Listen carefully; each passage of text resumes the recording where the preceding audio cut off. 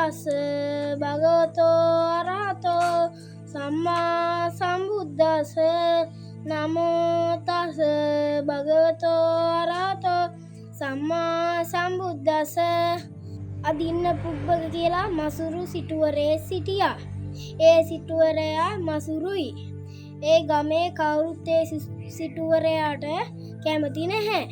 ඒ සිටුවරයාට අදින්න පුබ්බක කියලා ඒ සිටුවරයාට මට්ට කුණ්ඩලී කියලා පුතෙක් හිටියා. ඒ මට්ට කුණ්ඩලී යාළුවත් එක්ක යාළුවෙත් එක්ක සෙල්ලම් කරන්න යද්දී යාළුවන්ගේ හැම යාළුවෙක්ගම කන් දෙකේ කරාඹු දෙකක් තිබුණා. මේ යාළුවාට ඒ යාළුවා මේ මට්ට කුණ්ඩලීට විහිළු කරා කරාඹු දෙකක් නෑ කියලා.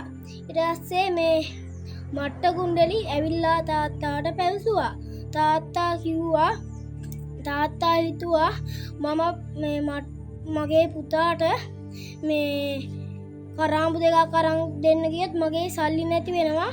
ගෙදරින් රං කැබිලි දෙකක් තලලා කන් දෙකේ එල්ලුවනම් හරි කියලා. ඊපස්සේ තාත්තා අදින්න පුබ්බක සිටුවරයා මට්ට කුණ්ඩලීගේ කන් දෙකේ කම්බි දෙකක් තලලා කන් දෙකේ එල්ලුවා.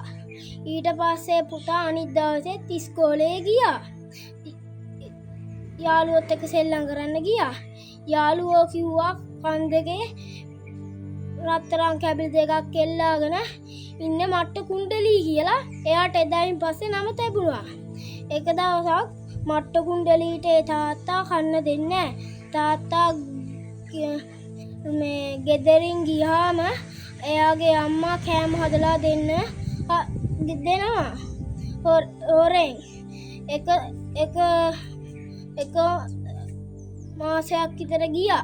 ඊට පස්සේ මට්ට කුණ්ඩලීට පාඬුව රෝගේ හැදුනා.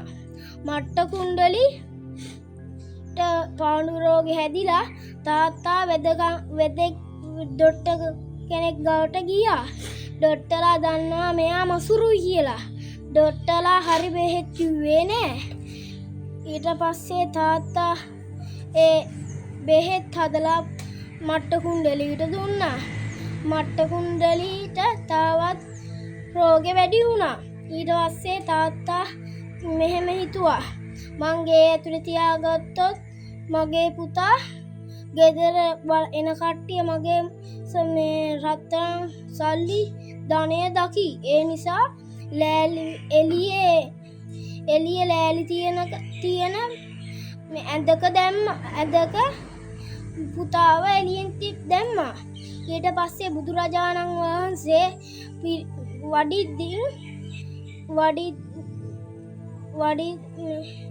වඩිද්දින් මේ මට්ට කුණ්ඩලීව දැක්කා. බුදුරජාණන් වහන්සේ ඇවිල්ලා බුදු රැස් විහිදුවා. මට්ට කුණ්ඩලී හැරිලා හිටියේ බිත්තිය පැත්ත. බිත්තියට බුදුරජාණන් වහන්සේගේ බුදු රැස් විහිදිච්ච එළිය වැටුණා.